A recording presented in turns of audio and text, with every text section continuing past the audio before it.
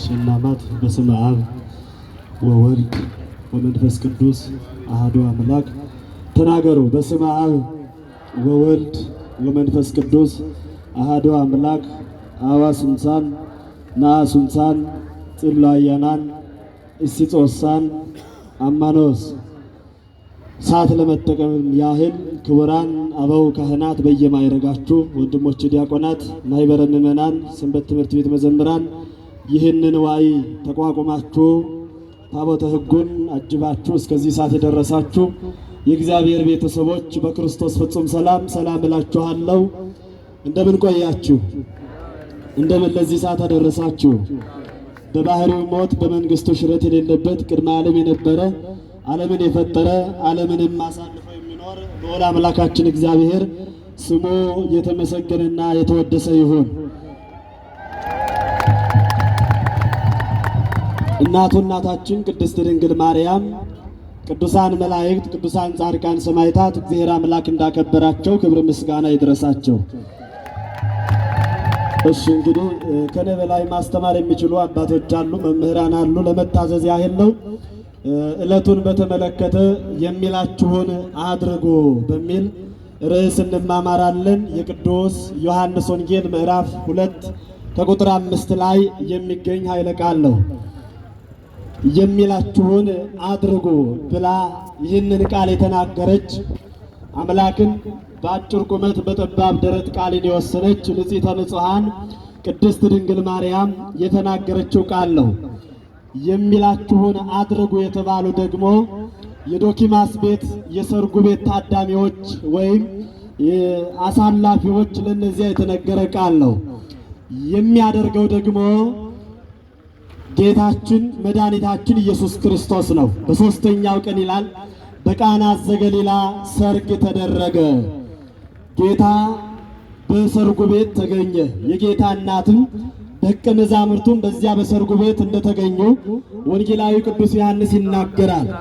እንዲህ እያለ ከመጣ በኋላ ወላዲተ አምላክ ቅድስት ድንግል ማርያም ሰዎች ወደ ዶኪማስ ቤት በሚመጡበት ጊዜ የዶኪማስ ቤት የተዘጋጀው ወይን በማለቁ የዶኪማስ ቤት የተሰናዳው መጠጥ ወይም ያቀረበው ያዘጋጀው በማለቁ እማምላክ ቅድስት ድንግል ማርያም ዶኪማስ ሳይነግራት አሳላፊዎችም ሳይነግሯት ለጌታ ክርስቶስ ወደ እርሱ ቀርባ የወይን ጠጅ እኮ የላቸውም አለችው። ይህንን ቃል ጌታችን መድኃኒታችን ኢየሱስ ክርስቶስ ከተቀበለ በኋላ አንቺ ሴት ከአንቺ ጋር ምን አለኝ? ጊዜ ገና አልደረሰም ብሎ እኒህን ቃላት ተናግሯል። ያመኑ በዚህ ቃል የማይሰናከሉ ሲሆን ያላመኑ ደግሞ የአማናውያን ወይም መናፍቃን በዚህ ቃል ሲሰናከሉ እንመለከታለን። ለዚህም ጌታችን መድኃኒታችን ኢየሱስ ክርስቶስ የእርሱ እናት የሆነች ድንግል ማርያም የወይን ጠጅ እኮ የላቸውም ብላ የዶኪማስ የቤቱን ጎደሎ ለዶኪማስ በምትናገርበት ጊዜ ይህንን ቃል እስክትናገር ድረስ ክርስቶስ ስለምን ጠበቀ? ክርስቶስ የዶኪማስን ጭንቀት፣ የዶኪማስን ሐዘን፣ የዶኪማስን የቤቱን ጎደሎ ያውቃል አያውቅም? ያውቃል አያውቅም? ያውቃል። የዶኪማስን ጎደሎውን፣ መጨነቁን፣ መጠበቡን፣ ወደ ጓዳ ገብቶ መደበቁን ክርስቶስ ያውቃል። እያወቀ ግን ለምን ዝም አለ ሲባል የእናቱን የቅድስት ድንግል ማርያምን የልመና ቃል እየጠበቀ ነው ማለት ነው። እየጠበቀ ነው። ስለዚህም በዚህ መለመን መጠየቅ እንዲደረግ ፈጣሪን እጅ ዘርግቶ መለመን፣ አድርግላቸው፣ ይሁንላቸው፣ ቢሆንላቸው ብሎ መለመን የፍጡር ድርሻ ነው። ከፍጡራን መካከል ደግሞ ክብሯ የላቀ አምላክ ያደረባት የአምላክ እናት የሆነች ንጽሕተ ንጹሐን ቅድስት ድንግል ማርያም እስክትለምነው ድረስ ይጠብቃል ማለት ነው። መለመን የፍጡር ድርሻ መሆኑን በተለያየ የመጽሐፍ ቅዱስ ውስጥ ክፍል ስናይ እንመለከታለን። በአንደኛ ነገሥት ምዕራፍ 18 ከቁጥር 41 ላይ 17ንም ጨምረን ስንመለከት አክዓብና ኤልዛቤል ጣዖት አምልከው ባስቸገሩ ጊዜ ጣዖት እያመለኩ ሕዝቡንም ለጣዖት ሲያሰግዱ የነበሩ አክዓብና ኤልዛቤል በእነዚያ ኤልያስ የተባለ የእግዚአብሔር ነቢይ እነዚያ እግዚአብሔርን እስከሚያመልኩ ድረስ ቅናት አድሮበት ሰማይን ዝናብ እንዳይዘንብ ለጉሞታል ወይም ዘግቶታል ማለት ነው። እግዚአብሔር አምላክ ይህንን ሲያደርግ የሱን ቃል ልመና ተቀብሎ ሰማይን ዘጋው፣ ዝናብ እንዳይሰጥ ለ3 ዓመት ከ6 ወር። በኋላ ኤልያስ ሳይለምን ኤልያስ ፈጣሪውን ሳይጠይቅ ፈጣሪውን ሳይለምን ፈጣሪ ዝናብን ማዝነብ ይችላል አይችልም?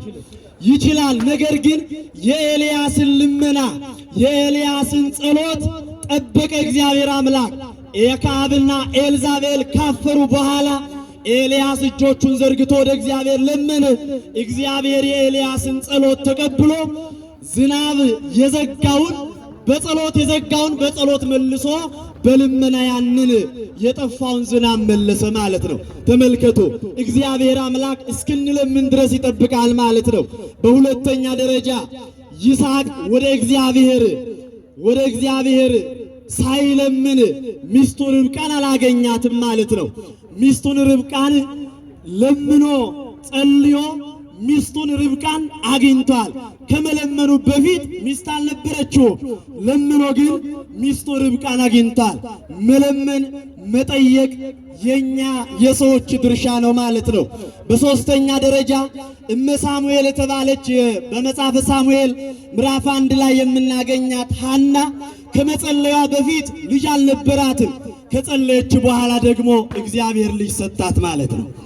ልጅ ሰጣት። ስለዚህም ጌታ ክርስቶስ የዶኪማስን የቤቱን ጎደሎ ያውቅ ነበረ። ነገር ግን ድንግል ማርያም የሷ ስራን ይጠብቅ ነበረ። መጠየቅ፣ መለመን፣ ማማለድ የድንግል ማርያም ስራዋ ስለሆነ ማለት ነው። መጠየቅ የድንግል ማርያም ስራዋ ስለሆነ ስለዚህም የሷን የልመና ጸሎት ይጠብቅ ነበረ ማለት ነው። ይህንን አድርጎ ጌታ እግዚአብሔር የሐናን ጸሎት ተቀብሎ ልጅ ሰጣት። የይስሐቅን ጸሎት ተቀብሎ ሚስት ሰጠው። የኤልያስን ጸሎት ተቀብሎ የተዘጋውን ሰማይ ዝናብ እንዲሰጥ አደረገ። በመቀጠል አንቺ ሴት ከአንቺ ጋር ምን አደረገኝ? በተለይ በዚህ ቃል ብዙዎች ሲነጋገሩ እናያቸዋለን። አንቋሸሻት፣ ተናገራት፣ ተሳደባት ይባላል። አምላክ በመጀመሪያ በኦሪት ዘጸአት ላይ እንደምናገኘው ከእግዚአብሔር ትእዛዛት መካከል ቅድመ ዓለም በሥጋ ከመገለጡ በፊት እግዚአብሔር ድንግል ማርያምን ተሳደባት የሚሉ ኢአማናውያን እግዚአብሔር አስቀድሞ እንዲህ ብሎ ተናግሮ ነበረ። በምድር ላይ ዕድሜ እንዲራዘም እናትህንና አባትህን አክብር ይላል። ማንንና ማንን አክብር? አባትህንና እናትህን አክብር ይላል። ታዲያ በሥጋ የተገለጠ አምላክ እግዚአብሔር እናቱን ይሳደባል? አይሳደብም ማለት ነው። ስለዚህም አክብር ብሎ ትእዛዝ ለሰው ልጅ የሰጠ የተሳደበማ ከሆነ እሱ እግዚአብሔር ራሱ ተሳስቷል ማለት ነው። ሊሳሳት አይችልም። እንደ ሰዎቹ አነጋገር ነው። ስለዚህም ይህንን አንቺ ሴት ማለቱ ጌታችን መድኃኒታችን ኢየሱስ ክርስቶስ ይህ ቃል በሁለት መንገድ ይወከላል። እንደ ሰውየው አነጋገር፣ እንደ ሰውየው መልእክት ማስተላለፍ ይህኛውን ቃል መቀበል እንችላለን ማለት ነው። ነቅፌታንና ክብሬታን ማክበርንና ማንቋሸሽን ይህ ቃል በሁለት መንገድ ሊያስተላልፍ ይችላል። ነገር ግን የሰውየው መልእክት የሚያስተላልፈው መልእክት ቃሉ ይወስነዋል ማለት ነው። እንመልከት በመጽሐፍ ቅዱስ ላይ አንደኛ በሉቃስ ወንጌል ላይ በማቴዎስ ወንጌል ምዕራፍ 15 ከቁጥር 28 ላይ ጌታችን መድኃኒታችን ኢየሱስ ክርስቶስ አንቺ ሴት እምነትሽ አድኖሻል፣ በሰላም ሂጂ ይላታል። ቃሉን የተናገረው ክርስቶስ ነው። አሁን የዚች ሴት እምነቷን ያደንቃል ማለት ነው። እምነትሽ ምን ብሎሻል ነው ያለ። አድኖሻል ብሎ የዚችን ሴት እምነቷን ያደንቃል ማለት ነው። ስለዚህም አሁን ድንግል ማርያምን ክርስቶስ አንቺ ሴት አለ። አሁንም ደግሞ በዚህ ላይ ያቺ በደዌ የተመታች ወይም ታማ የመጣች እምነቷን አይቶ ተመልክቶ አንቺ ሴት እምነትሽ አድኖሻል ብሎ በዚያች ሴት እምነት ሲደነቅ እንመለከታለን። በሁለተኛ ደረጃ በዚሁ በሉቃስ ወንጌል ምዕራፍ 13 ቁጥር 12 ላይ አንቺ ሴት ከደዌሽ ተፈትተሻል ወይም ተፈውሰሻል በሰላም ሂጂ ይላታል። አሁን ይህም ቃል ስድብ አይደለም። አንቺ ሴት ማለቱ ከደዌሽ ማለት ከሚያምሽ ሕመም ከተያዘሽ ደዌ በሰላም ተፈውሰሻል ሂጂ ብሎ ሲያሰናብታት አድኖ ሲልካት እንመለከታለን። በሶስተኛ ደረጃ አንቺ ሴት ብሎ ጌታችን እመኚኝ በዚህ ተራራ ወይም በኢየሩሳሌም ለአብ የማትሰግዱበት ጊዜ ይመጣል ይላል። አሁንም በመቀጠል አንቺ ሴት እነሆ ልጅሽ ይላታል። እነሆ ልጅሽ፣ ለሱም ደግሞ እነኋት እናት ይላል። ይህ በመስቀል ስር የተደረገው ድንቅ ምስጢር ማለት ነው። እነሆ ልጅሽ ብሎ ልጇ ወንጌላዊ ዮሐንስ ነው በመስቀል ስር የተሰጠላት ውዷ ስጦታ ማለት ነው። እና እነኋት እናት ስል ደግሞ ለዮሐንስ ድንግል ማርያምን እናት አድርጎ ይሰጣታል። ለዮሐንስ ዮሐንስን ደግሞ ለድንግል ማርያም ልጅ አድርጎ ይሰጣል ማለት ነው። ስለዚህም ከቃሉ አነጋገር ስንመለከት ከቃሉ አነጋገር ስናየው አንቺ ሴት ስለምን ታለቅሻለሽ ይላል። ያችን መግደላዊት ማርያምን ጌታዋን አጥታ በተቀበረበት ከርሰ መቃብሩን ድል አድርጎ በተነሳበት በትንሣኤው ማግስት መቃብሩ ሂዳ ጌታን ብታጣ እያለቀሰች የነበረችውን ያችን ሴት አንቺ ሴት ስለምን ታለቅሻለሽ አላት። እሷም ጌታዬን ወስደውታል አለች። አሁን እቺ ጌታዋን ስላጣች አንቺ ሴት አታልቅሽ ብሎ አረጋጋት፣ አጽናናት ማለት ነው። ስለዚህ ይህ ቃል አንቺ ሴት የሚለውን እንደ ሰውየው መልእክት ማስተላለፍ በሁለት መንገድ ይያዛል። አንቺ ሴት ዞር በይልኝ ውጪ ከዚህ ጋር ማለት የንቅፌታ ይሆናል። አንቺ ሴት ብሎ አክብሮ አንቺ ሴት ብሎ ማክበር ወይም ይህንን ቃል በሁለት አንቀጽ ስናየው ለክፉም ለመልካምም እንጠቀማለን።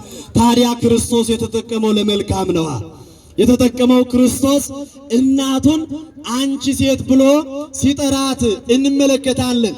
ከዚህም ባሻገር አንቺ ሴት ብሎ ጌታችን መድኃኒታችን ኢየሱስ ክርስቶስ ይህንን ቃል ከተናገረላት በኋላ ከአንቺ ጋር ምን አለኝ ይላታል።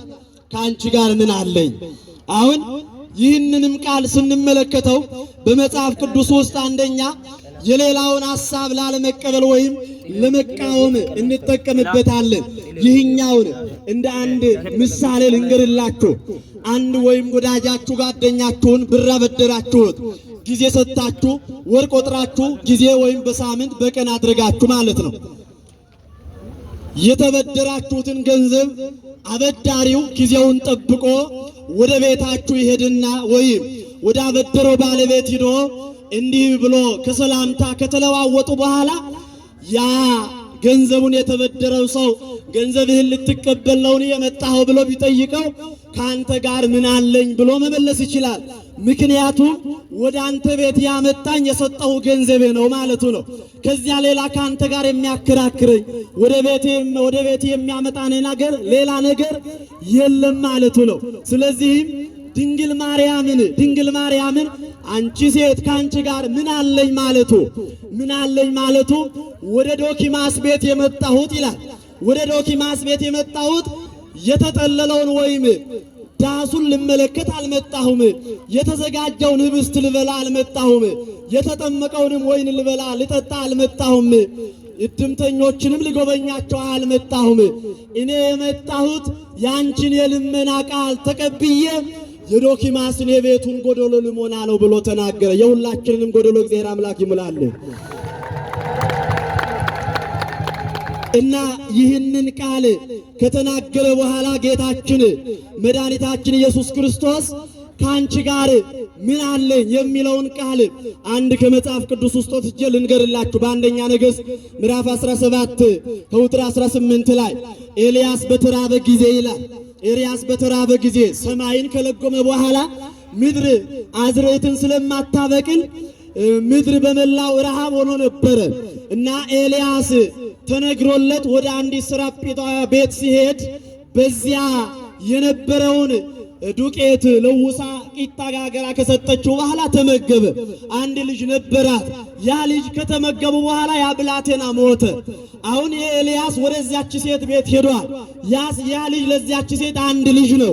ነገር ግን ያች ሴት ልጇ ሞታ ባየች ጊዜ የእግዚአብሔር ሰው ሆይ አለች፣ ካንተ ጋር ምን አለኝ አለች። አሁን መሳደቧ ነው። እቺ ሴት ካንተ ጋር ምን አለኝ ማለቷ አብልቼ አጠጥቼ ካንተ ልጄን የምትገልብኝ ወይም ልጄ እንዲህ የሆነበት ምንድነው? ካንተ ጋር ጸብ፣ ክርክር፣ ጥላቻ የለንም ባለች ጊዜ እርሱም ያዚያን ብላቴና ይዞ ወደ ላይ አንስቶ ፈጣሪውን ለምኖ የሞተውን ብላቴና አስነሳላት። ክብር ምስጋና ለእግዚአብሔር ይሁን እና ጌታ ክርስቶስ እግዚአብሔርም ካንቺ ጋር ምን አለኝ ማለቱ በሰርግ ቤት የተገኘሁት የዶኪማስን ልመና ለዶኪማስ የለመንሽውን የጠየቅሽኝን ጥያቄ እንዳልፈጽም የሚከለክለኝ ነገር የለም ማለት ነው። እናት ጠይቃ የማይፈጽም ልጅ የለም።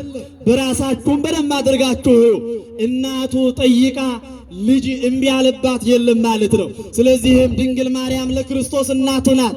እናቱ የለመነችውን ጥያቄ ደግሞ ልጇ ክርስቶስ ካንቺ ጋር ምን አለኝ አለ። የዶኪማስን ይህንን ቃል ከተናገረች በኋላ የሚገርመው ነገር ቢኖር እንዲህ አለች። ምንም እኮ አላለችም።